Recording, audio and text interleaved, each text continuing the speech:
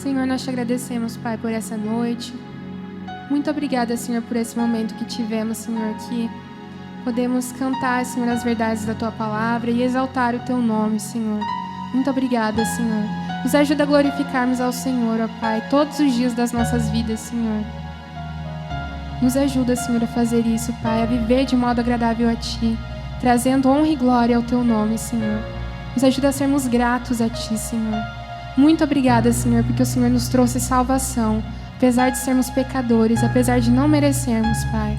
Nós te agradecemos por isso, Senhor. Que Teu Espírito Santo possa nos dirigir, ó Pai, que o Senhor possa falar, Pai, com cada um, Senhor, por meio da Tua Palavra. No nome santo do Senhor Jesus. Amém. A palavra está com o Paulo.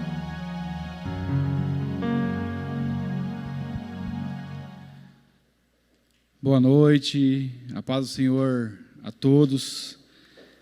Muito bom poder estar aqui. Nós estamos fazendo essa transmissão via internet e eu quero que você, depois de adorar a Deus juntamente com todos nós, é maravilhoso poder cantar ao Senhor, render ao Senhor toda a nossa gratidão. Eu quero que, se você pode, abrir a Bíblia em Atos 10. Atos dos Apóstolos, capítulo de número 10. Nós vamos ler do versículo 1 a seguir. Aqui conta a história de um homem chamado Cornélio. E eu quero discorrer sobre essa história nessa noite. O texto diz assim: havia em Cesareia um homem chamado Cornélio, centurião do regimento conhecido como italiano. Ele e toda a sua família eram piedosos e tementes a Deus. Cornélio dava muitas esmolas ao povo e orava continuamente a Deus.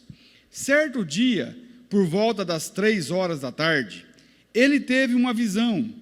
Viu claramente um anjo de Deus que se aproximava dele e dizia: Cornélio. Atemorizado, Cornélio olhou para ele e perguntou: o que é, Senhor? O anjo respondeu: suas orações e esmolas subiram como oferta memorial diante de Deus. Agora, mande alguns homens a Jope para trazerem um certo Simão, também conhecido como Pedro. Amém. A Natália já orou, então nós vamos entrar no texto. E eu, como introdução dessa mensagem, eu quero continuar falando dessa história. O texto é muito longo, eu deixo como lição de casa para você Atos 10 e 11, os 2 capítulos, para você entender bem como foi feita essa história. Então aqui, Cornélio era um homem, um gentil, e o anjo aparece para ele e pede para ele ir até Jope, para poder mandar chamar Pedro para pregar para ele. Então, só para você ter uma ideia, Cornélio manda que alguns servos dele, 3 na verdade, vão até essa cidade. Só para você ter uma ideia, de Cesareia a Jope, tinha mais ou menos 48 quilômetros, e durava 3 dias de viagem para chegar de Cesareia a Jope. Então, quando os homens foram até Jope, quando eles estavam chegando, Pedro estava orando num terraço de uma casa. E Pedro, então, ele sentiu fome, e ele teve um êxtase, a Bíblia diz, e ele teve uma visão de algo semelhante a um grande lençol, que descia com toda sorte de animais, répteis, quadrúpedes, e vinha uma voz dizendo: Pedro, mata e come. E Pedro então respondeu: de maneira alguma eu vou comer isso, eu nunca comi nada imundo. E a voz veio por 3 vezes, e por 3 vezes a voz respondeu: não diga que é imundo aquilo que Deus purificou. Quando ele saiu dessa visão, os homens chegaram à porta da casa, e ele ouviu o Espírito Santo dizer: olha, vá com eles, vá com esses homens. Então Pedro, ele diz assim: olha, sou eu que vocês procuram. E Pedro então vai com esses homens até Cesareia e obedece à voz do Espírito. Quando Pedro chegou em Cesareia, na casa de Cornélio, Cornélio tinha chamado todos os seus familiares, todos os seus parentes, os amigos mais íntimos, para ouvirem a palavra, a mensagem de Deus que seria trazida por Pedro. Então, Pedro começou a pregar. Ele começou a falar da obra de Jesus Cristo, que Jesus Cristo viveu fazendo bem, viveu, libertando todo aquele que era cativo do inimigo, e que Jesus Cristo, ele morreu e ressuscitou para a salvação deles. E aí Pedro continua dizendo: olha, vocês conhecem a mensagem enviada por Deus, que fala das boas notícias, da paz por meio de Jesus Cristo, Senhor de todos. Eu estou lendo aqui Atos 34, melhor dizendo, 35, a seguir. Sabem o que aconteceu em toda a Judéia, começando na Galiléia e depois do batismo de João, que ele pregou. Como Deus ungiu a Jesus de Nazaré com o Espírito Santo e com poder, Pedro diz. Olha, e ele continua: nós somos testemunhas de que isso é verdade, porque nós comemos com ele, nós estivemos com ele, e ele mandou que pregássemos a sua palavra. E para encerrar ali a pregação, Pedro diz assim, que os judeus em Jerusalém mataram Jesus, suspendendo-o num madeiro. Deus, porém, o ressuscitou no terceiro dia e fez com que ele fosse visto não por todo o povo, mas por testemunhas que designara de antemão, por nós que comemos e bebemos com ele, depois que ressuscitou dos mortos.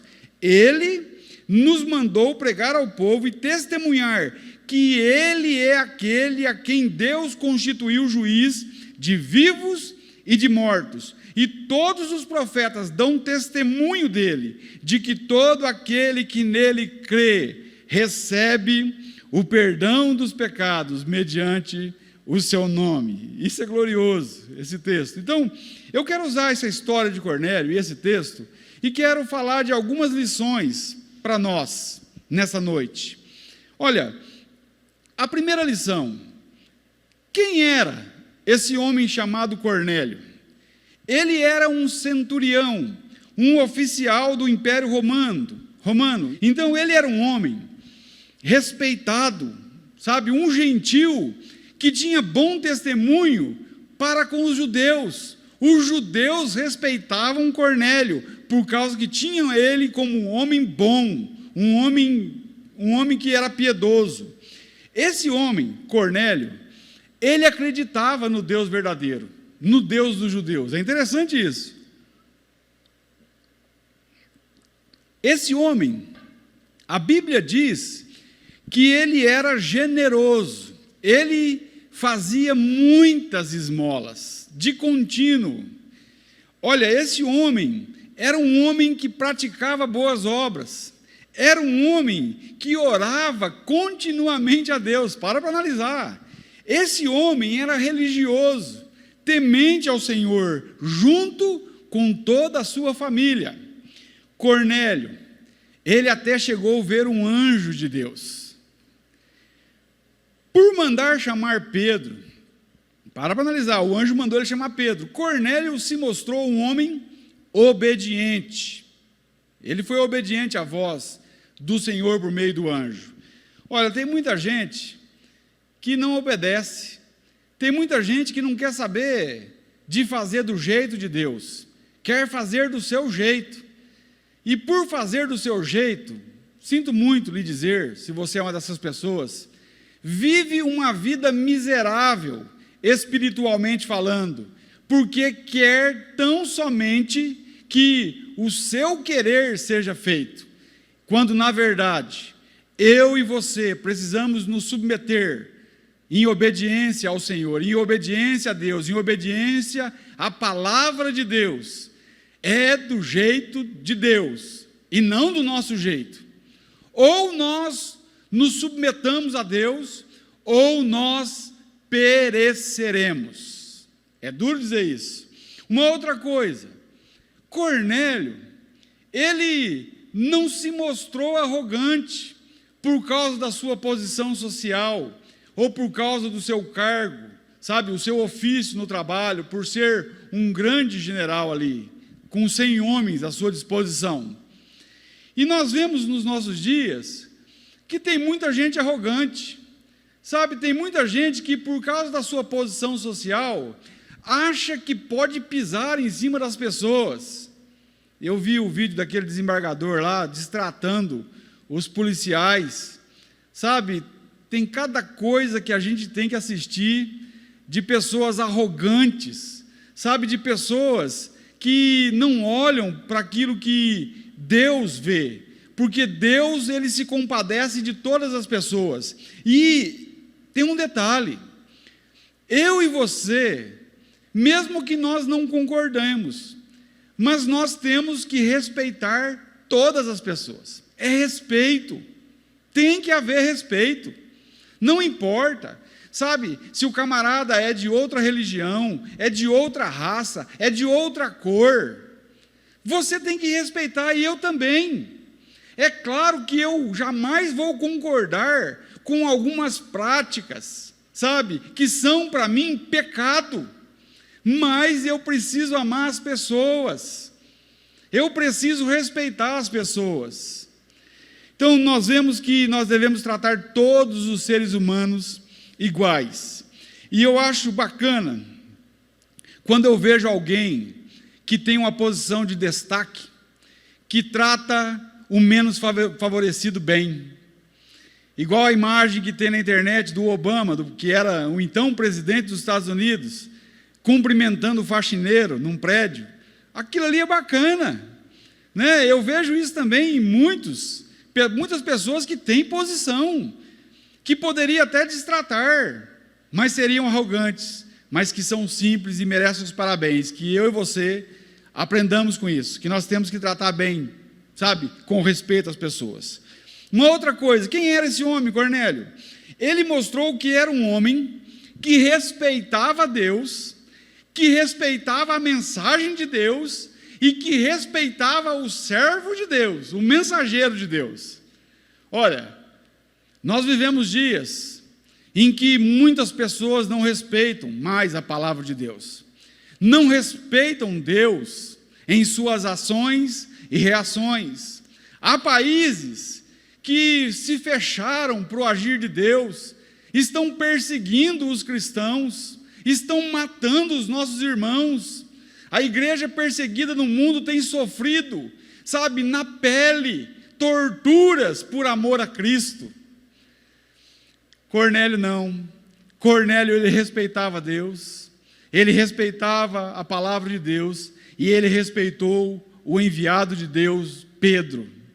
Que mais? Olha só, tanto é que respeitou que o texto diz, Atos 10:33, está escrito: assim mandei buscar-te imediatamente. Aqui é Cornélio falando. Assim mandei buscar-te imediatamente, e foi bom que tenhas vindo. Agora estamos todos aqui na presença de Deus, olha só, para ouvir tudo que o Senhor te mandou dizer a nós. Isso é glorioso. Outra coisa, Cornélio era um exemplo, mesmo para os judeus. Isso aqui, para analisar, os judeus, eles muitas vezes odiavam os gentios, eles destratavam os gentios, mas esse homem Cornélio, ele era respeitado pelos judeus, por ser um homem bom, por ser um homem piedoso, temente a Deus. Olha, Cornélio era um homem cheio de qualidades, cheio de boas obras, cheio de boas intenções, sabe? Então, essa é a primeira lição. Quem era Cornélio? Era esse homem. A segunda lição: a salvação não vem das nossas qualidades, dos nossos méritos, das nossas boas obras. Não vem. Depois de ouvir sobre esse homem Cornélio, é uma coisa que chama bastante atenção na Bíblia, sabe, que deixa a gente intrigado, às vezes, é quando nós olhamos um homem desse jeito, e nós fazemos a seguinte pergunta: esse homem estava salvo? Eu quero perguntar para você que me ouve, na tua opinião, esse homem aqui, Cornélio, com todas essas qualidades que eu citei, ele estava salvo? Para e pensa um pouquinho. Olha, muitos dirão que sim, que ele estava salvo. Você pode até argumentar, porque eu já falei desse texto de Cornélio para algumas pessoas em evangelismo pessoal, nas ruas da cidade. Alguns disseram assim: olha, se esse camarada aí não está salvo, então ninguém vai ser salvo. Eu já ouvi isso de alguém. Se saíssemos pelas ruas da cidade, fazendo uma pesquisa, comentando, sabe, descrevendo as ações de Cornélio, as qualidades dele, e fizéssemos a seguinte pergunta: para você, na sua opinião, esse homem está salvo? Olha, eu creio que a maioria das pessoas vão dizer que Cornélio estava salvo. Mas será que ele estava salvo? O que você acha? A Bíblia nos revela que não, que Cornélio não estava salvo. Mas Paulo, como que você pode provar isso? Você não é Deus, como que você pode ter tanta certeza de que esse homem não estava salvo? Por causa da Bíblia, por causa do texto bíblico.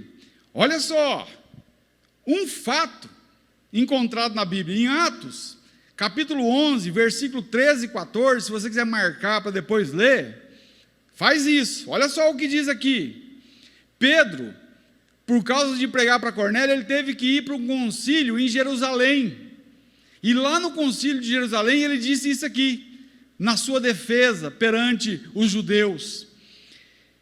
Ele disse assim: ele nos contou como vira um anjo que lhe tinha aparecido em sua casa e dissera: mande buscar em Jope a Simão, chamado Pedro.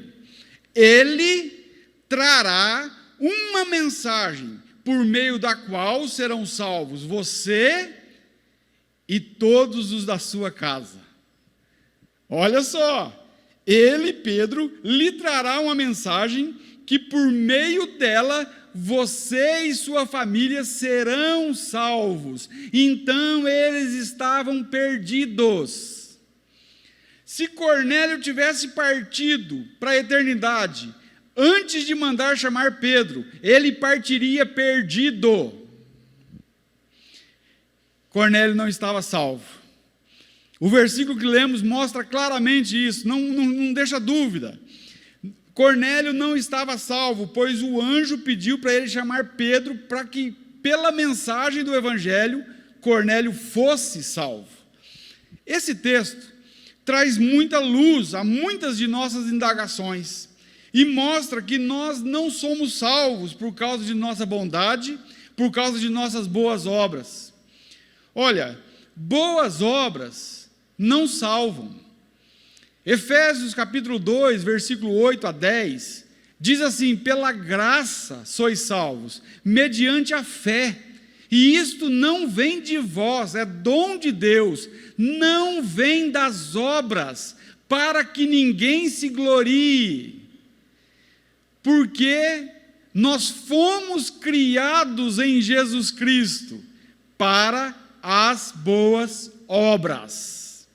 Quer dizer o seguinte, que as boas obras são a consequência da salvação e não a causa da salvação. Uma pessoa que está salva, que é salva, ela pratica boas obras, mas nem todo mundo que pratica boas obras está salvo. Que você sabe, entenda isso aí claramente. Olha, Cornélio, como muitos, podia ter argumentado com o anjo. Ele podia ter falado assim: não, mas eu faço tudo certo, eu dou esmola, eu oro, as minhas orações são ouvidas por Deus, eu já estou salvo, eu acho que eu já estou salvo. Não foi isso que Cornélio fez. Por quê? Porque Cornélio reconhecia que ele ainda não estava salvo. Ele, como todos da sua família, precisavam ser salvos. Há muitos, sabe, que não reconhecem que são pecadores e que precisam de um Salvador, não reconhecem que estão perdidos. Olha, para ser salvo, o primeiro passo é estar perdido. Sim, é estar perdido. Eu lembro-me uma vez que nós fomos no Parque Laranjeiras fazer pregação de casa em casa, de pessoa a pessoa, nas ruas. Nós fomos num grupo grande, tinha mais de 50 irmãos pregando. E nós entrávamos nas casas que deixavam a gente entrar. E eu entrei numa casa e peguei um casal, e comecei a pregar para esse casal na sala da casa deles. E eu lembro que no final da ministração da palavra, eu perguntei assim: vocês precisam de um Salvador? Aí a mulher respondeu sim, e o homem calado. O homem é sempre mais calado, né? A mulher sempre fala mais. Não é nada de errado não, tá? É uma benção, mulher é uma benção, pode falar, pode continuar falando. Só que a mulher, ela se expôs, e o camarada ficou na dele, retraído. Aí eu disse assim: então, você se considera perdida? Olha só, a mulher diz: sim, eu estou perdida, e preciso de um Salvador. Aí eu perguntei para o homem: e você? Você se considera que está perdido? Aí ele falou assim: não, eu não. Aí eu disse: por quê? Porque eu sou bom, eu nunca matei, eu nunca roubei, eu participo da pastoral da tal lugar, eu faço parte da comunidade. Eu olhei para ele e falei: não foi essa pergunta que eu perguntei, estou perguntando se o senhor está perdido. Aí ele disse: não, não estou perdido. Então tá bom, vou pregar. Continuei pregando para a mulher dele, orei com a mulher dele. E aí eu vejo assim, naquela tarde lá, eu percebi um negócio, que há uma grande dificuldade no coração do ser humano em considerar isto que eu estou dizendo, que está perdido, porque é orgulhoso, sabe, não quer mostrar que as coisas não estão bem. Tem muita gente sofrendo por não abrir a boca, por não pedir socorro, sabe, por não falar da real necessidade de sua alma. Jesus veio para salvar os perdidos. Olha, quando eu olho Lucas 19:10, e eu disse assim: ó, eu caibo nesse perfil aí, porque o Filho do Homem veio buscar e salvar aquele que se havia perdido, e eu sou um deles. Mas nem todos reconhecem isso. Para ser salvo, tem que estar perdido. Você que me ouve, você está perdido? Ou você já está salvo? Vai pensando aí. Se você está perdido, e reconhece isso, e deseja a salvação, olha, a salvação é para você. Busque a Deus, sabe? Renda-se a esse Deus bendito que nós pregamos aqui, ao Deus vivo e verdadeiro, ao Deus que enviou Jesus para morrer no teu lugar na cruz, para que você fosse sarado e você tivesse os seus pecados perdoados. Com essa história de Cornélio aqui, nós vemos que a religiosidade, ela nunca foi sinônimo de salvação. Na Bíblia está repleto disso. Olha o jovem rico, o camarada dizia que guardava todos os mandamentos, o camarada era religioso, mas ele estava perdido, ele não tinha salvação. Nós aprendemos também que fazer boas obras, ter um bom testemunho, sabe, perante os outros, nunca foi sinônimo de salvação.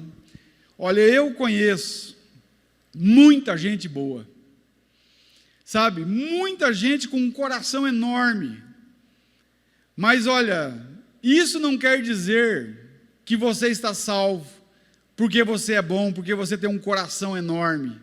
Não é isso que salva. Há muitas pessoas boas que estão perdidas, e Cornélio era uma dessas pessoas. Há muitos Cornélios e Cornélias, né?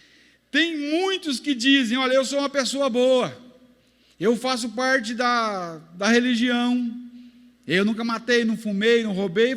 Começa a falar essas coisas. Eu também achava isso. Isso aí não é novo. Isso já é muito velho. Se você pegar quase todas as pessoas que são salvas hoje, elas vão dizer que elas achavam que estava tudo bem antes, em certos momentos de sua vida. Eu falo bem com Deus. Eram religiosas, eram pessoas boas, eram pessoas que praticavam boas obras. Para você ter uma ideia, eu tinha na minha consciência que, apesar dos meus pecados, apesar de tanta coisa errada que eu estava fazendo, mas eu tinha na minha consciência que eu era uma pessoa boa, que eu não desejava mal para ninguém. Sabe, eu tinha comigo que se eu morresse e me apresentasse diante de Deus, Deus colocaria uma balança na minha frente e colocaria de um lado num prato as minhas más obras e no outro prato as minhas boas obras. Eu já disse isso aqui muitas vezes. E eu pensava que as boas obras pesariam mais e Deus então me deixasse entrar na glória celestial por causa das minhas boas obras. Como eu estava equivocado. Como eu estava, totalmente equivocado. Apoiando-se na minha bondade. Entenda uma coisa. A Bíblia vai dizer que não há nenhum justo sequer. Romanos 3,10. Não há quem faça o bem, não há quem busque a Deus. Todos se extraviaram. Não há nenhum sequer. Não é na nossa própria bondade. Olha, entenda uma coisa. Eu não estou querendo dizer para você não fazer boas obras. Não é isso. Continue sendo boa pessoa, continue praticando bem, continue praticando boas obras, mas entenda que nada disso te dará o direito de entrar na glória celestial, porque isso não salva o homem. Olha, tem uma pessoa que eu mesmo julgava muito boa, uma das pessoas fantásticas, que eu conheci na vida e que eu conheço até hoje. E essa pessoa era boa. E, ela se apoiava na bondade dela. Ela se apoiava naquilo que ela fazia. E eu, pregando para essa pessoa, eu disse que a salvação não estava naquilo que ela praticava, mas naquilo que Cristo fez na cruz do Calvário. A salvação não era pelas boas obras daquela pessoa, mas pela obra de Cristo na cruz do Calvário e no túmulo vazio. Então eu disse para aquela pessoa: olha, eu vou melhorar a tua condição de bondade para você entender que a salvação não está na tua bondade. E eu disse assim: olha, entenda uma coisa, imagine você pegando todos os seus bens, vendendo e dando aos pobres. Depois você pegando e indo lá para o lar dos idosos. E entrando no lar dos idosos como voluntário, sem receber nada. E decidir gastar a sua vida para o bem daqueles idosos. Dando banho neles, contando histórias para eles, carregando eles de um lado para o outro, vivendo no meio deles, sendo bom com eles.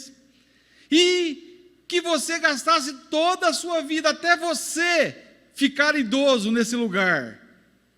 E até a sua morte, você ia morrer e ia para o inferno.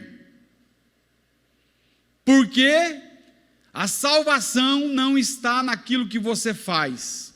Se você não colocar Cristo, se você não tiver um encontro com Cristo, se Cristo não for o teu Salvador, você perecerá.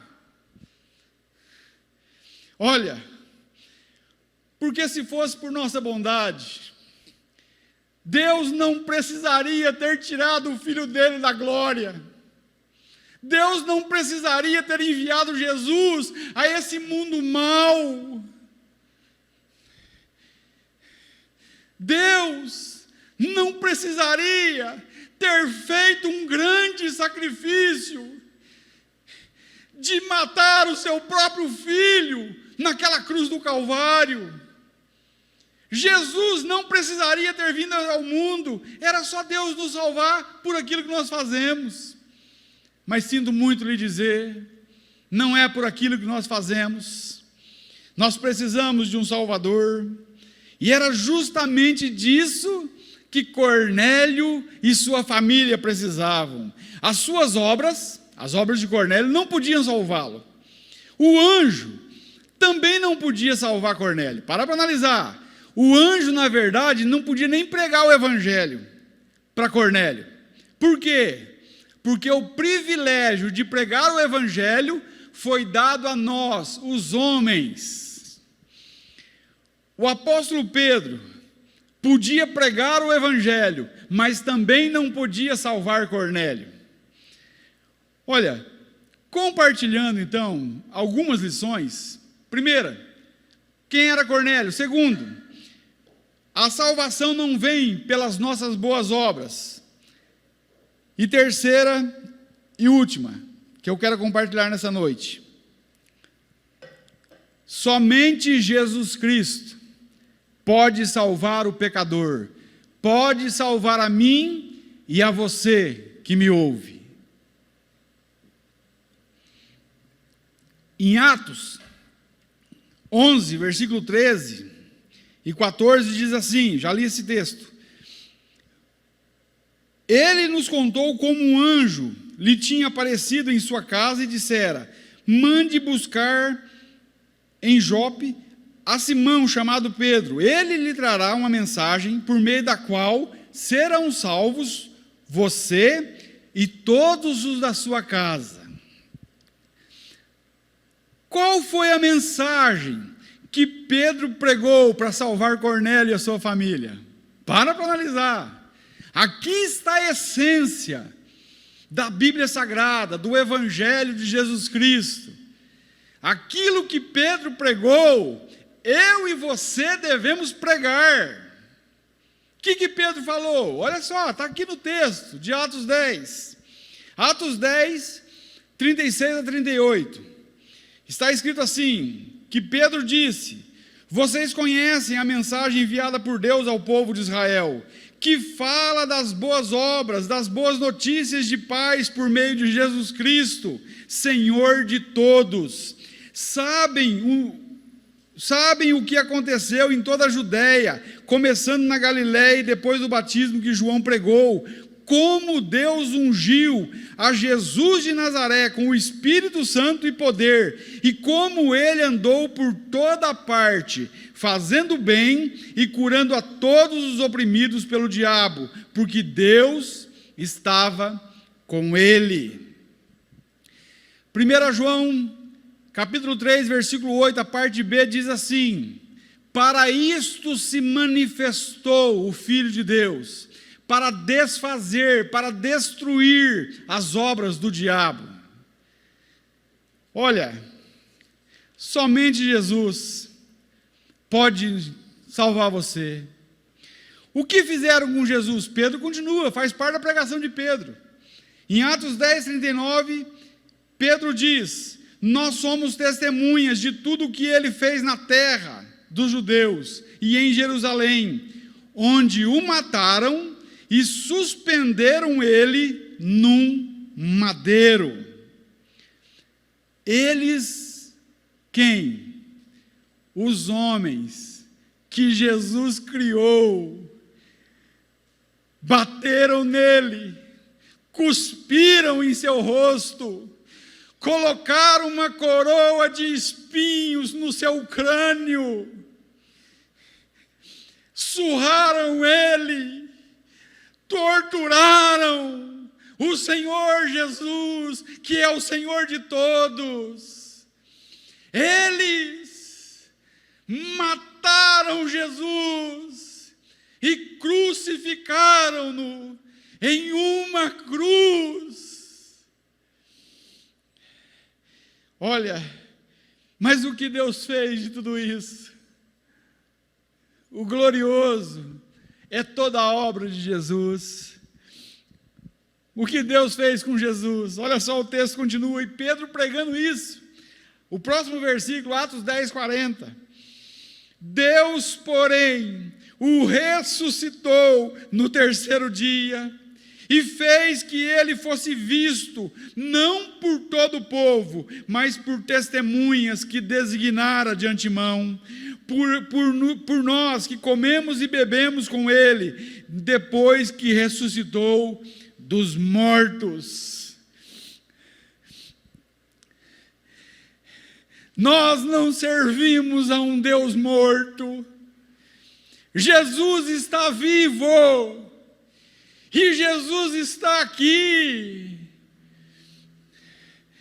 É glorioso isso. Porque se você for no túmulo de Buda, Siddhartha Gautama, você verá escrito em seu túmulo: aqui jaz os restos mortais de Siddhartha Gautama, o Buda.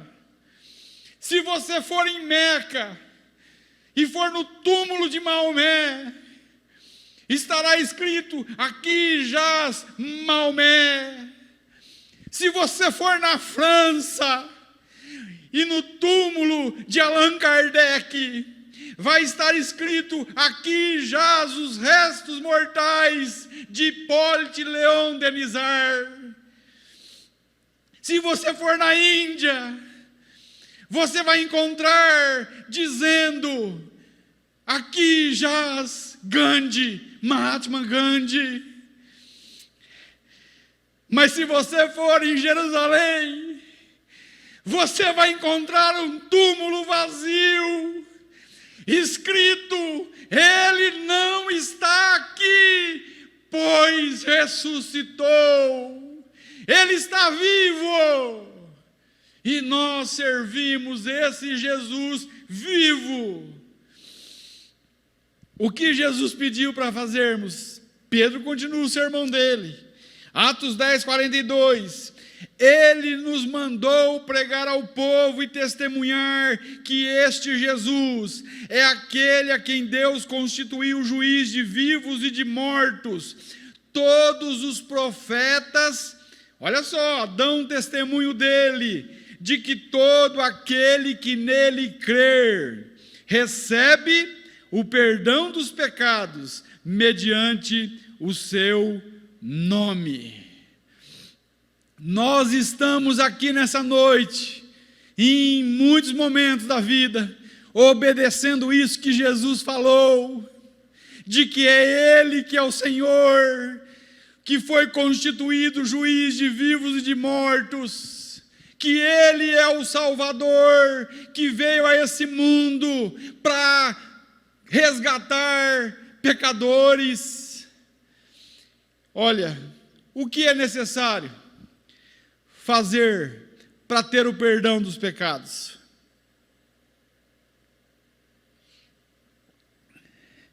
O versículo de Atos 10, 43 diz assim, já li: todo aquele que nele crê recebe o perdão dos pecados por meio do seu nome. Aquele que crê em Jesus recebe o perdão dos pecados. Olha, talvez você diga: mas é muito fácil, eu creio. Mas esse crer aqui é muito mais do que acreditar que um dia existiu um homem chamado Jesus na face da terra. Esse crer aqui é muito mais do que acreditar na história de Jesus Cristo. É muito mais do que acreditar nos presépios que são montados no final de ano nas cidades. Esse crer aqui é muito mais, sabe, do que simplesmente falar que crê. Esse crer aqui leva-nos a tomar algumas atitudes. Primeira, esse crer nos leva a entender que somos pecadores e que precisamos de um Salvador. Romanos 3, 23 diz: todos pecaram e destituídos estão da glória de Deus. Todos. 1 de João 1:8 vai dizer assim, que se nós dissermos que nós não temos pecados, nós nos enganamos a nós mesmos, e não há verdade em nós. Versículo 9 diz, mas se confessarmos os nossos pecados, Ele é fiel e justo para nos perdoar os pecados e nos purificar de toda a impureza. Jeremias 2:22, esse versículo, olha, é demais. Jeremias 2:22 diz assim, falando do nosso pecado, ainda que te lave com salitres e uses muito sabão, as manchas da tua iniquidade, dos teus pecados está diante de mim, diz o Senhor Deus. Nós não conseguimos purificar a nós mesmos.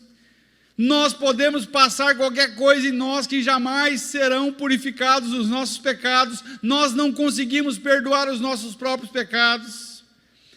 Segunda atitude, esse crer nos leva ao arrependimento.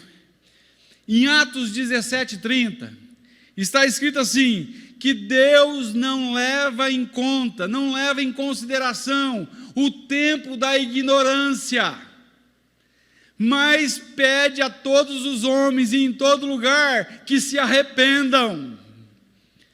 Deus, Ele não faz conta daquilo que você fez, Ele tem poder para perdoar você.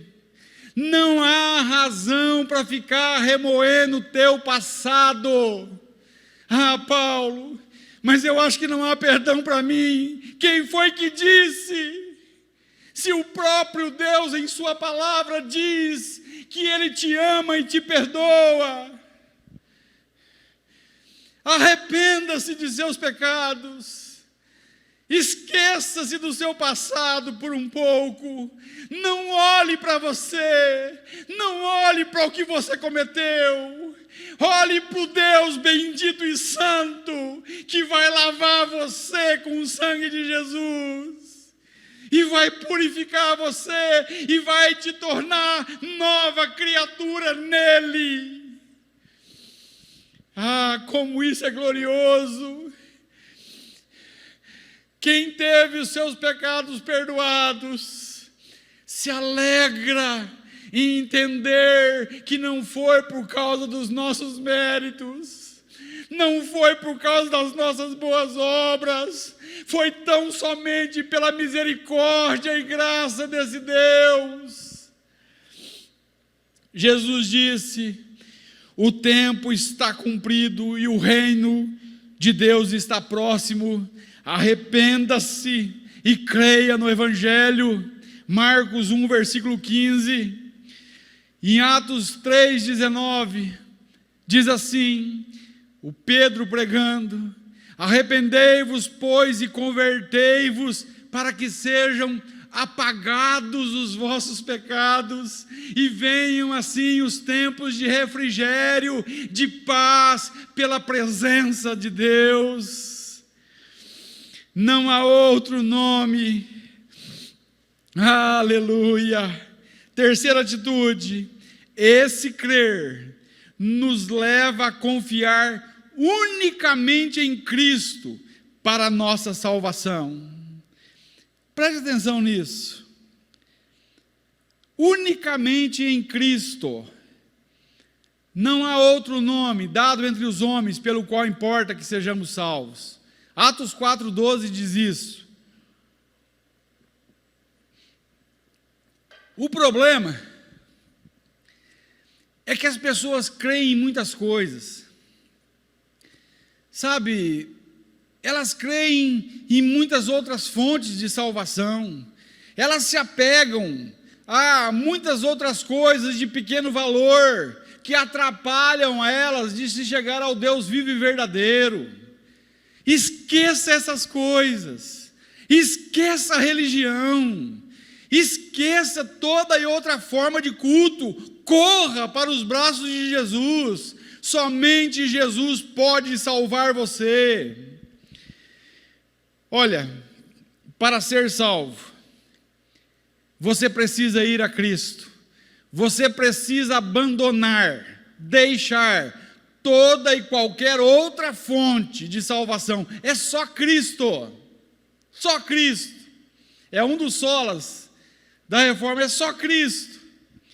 Olha, Jesus é a única fonte de salvação. Jesus é o único caminho. Jesus disse isso. Ele disse, João 14,6, eu sou o caminho. Ele não disse que ele é um dos caminhos. Eu sou o único caminho para Deus.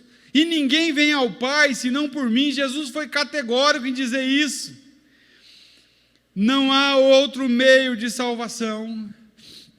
Não há outro mediador.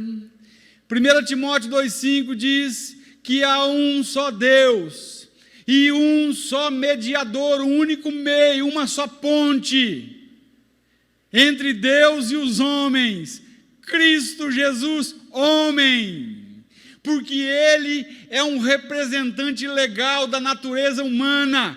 Ele deixou a glória e se fez homem para tornar um de nós, para morrer por nós naquela cruz. Nós somos justificados por causa disso. A salvação é um favor, um presente de Deus para quem crê. Jesus veio para salvar pecadores. 1 Timóteo 1,15 diz que esta é uma palavra fiel e digna de toda aceitação, que Cristo Jesus veio ao mundo para salvar os pecadores, dos quais eu sou o pior, disse o apóstolo Paulo. Olha, Deus, Ele enviou Jesus para morrer, para salvar os que creem nele.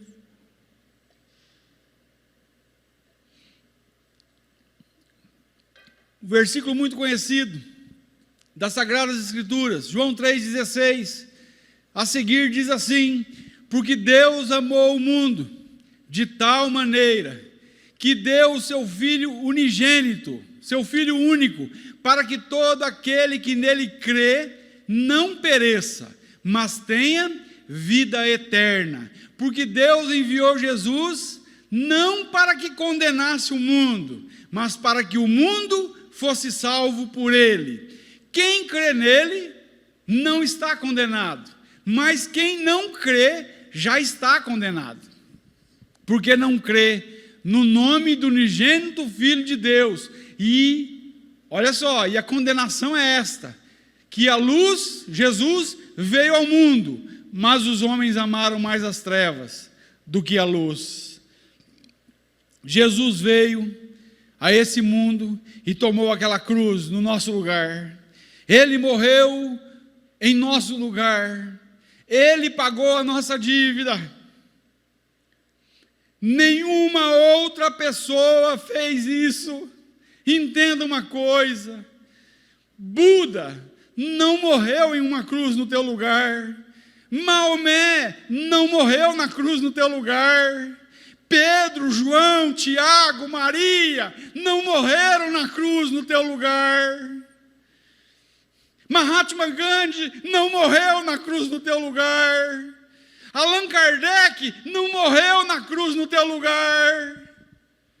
Mas Cristo, Jesus Cristo, o Filho de Deus, Ele deu a sua própria vida para salvar você. Jesus se entregou e morreu por amor e satisfez a lei santa de Deus, o caráter santo de Deus, satisfez as exigências de Deus. E Deus recebeu o sacrifício de Jesus. Deus aceitou o pagamento da nossa dívida.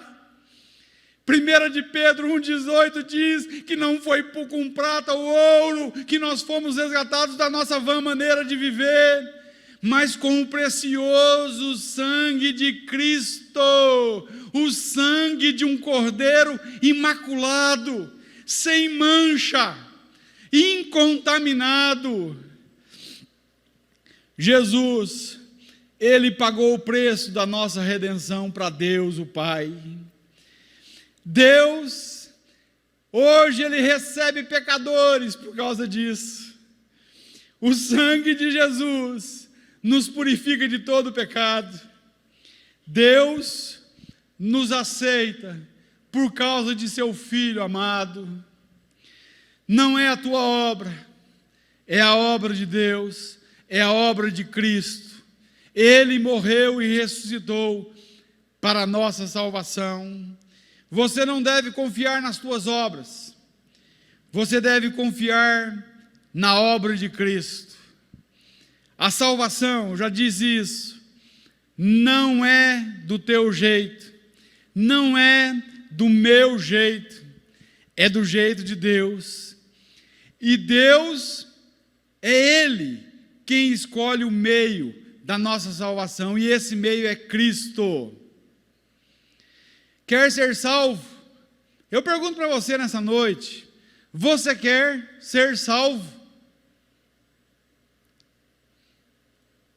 Faça do jeito de Deus, caso contrário, você perecerá. Eu quero chamar o grupo de louvor, e eles vão cantar um hino, o hino 15 da harpa cristã. E depois deles cantarem, eu quero orar.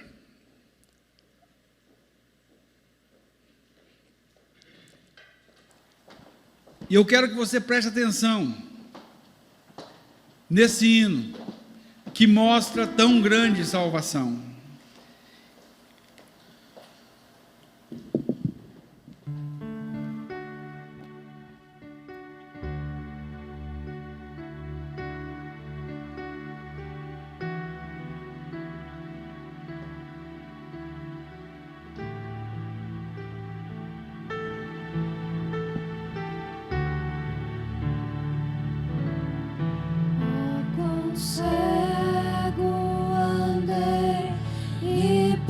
Perdido vaguei, longe, longe do meu Salvador,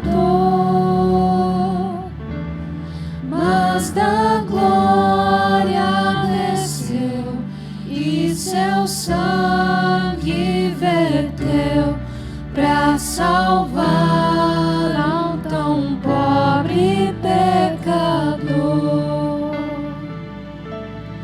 Foi na cruz, onde um dia eu vi meu pecado castigado em Jesus. Foi ali pela fé que os olhos abri, e agora me alegro em sua luz.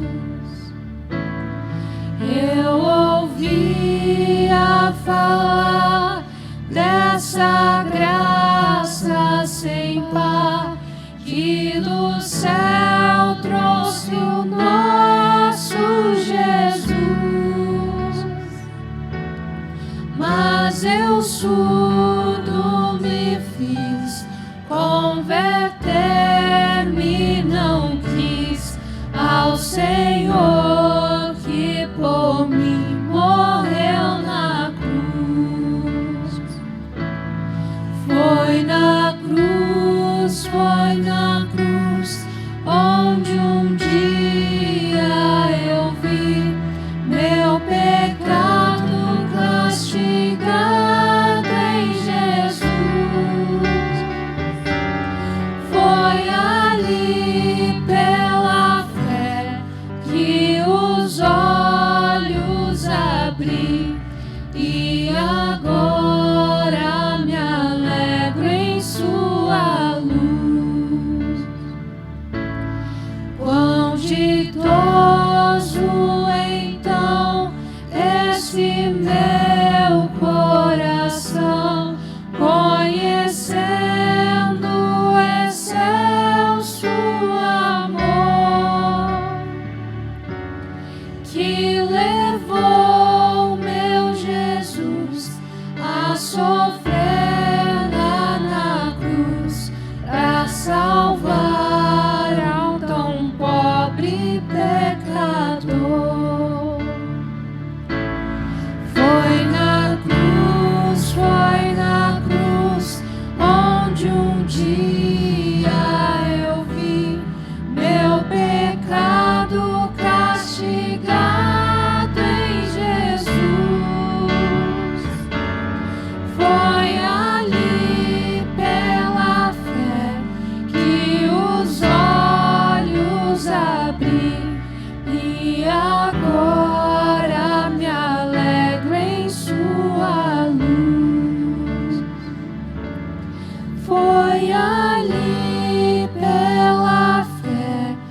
que os olhos abri e agora me alegro em sua luz.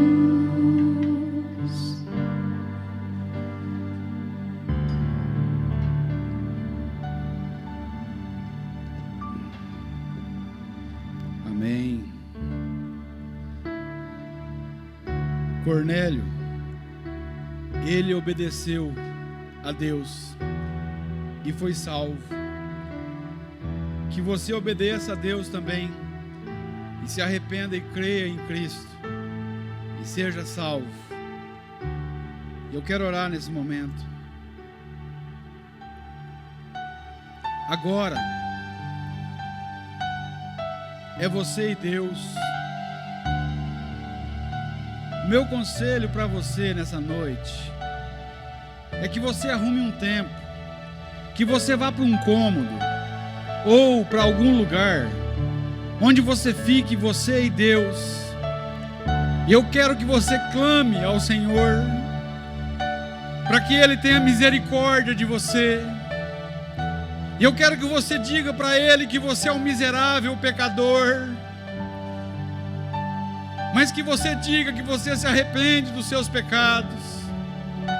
Diga para o Senhor te salvar. Diga para Ele que você crê no sacrifício de Jesus Cristo na cruz do Calvário. Diga para Deus que você quer tão grande salvação, que você quer que Deus te ache, te alcance e perdoe os seus pecados. Diga para o Senhor que você crê em toda a sua obra, na ressurreição de Cristo, e renda-se, entregue-se ao Senhor e viva para a glória desse Deus bendito. Eu quero orar.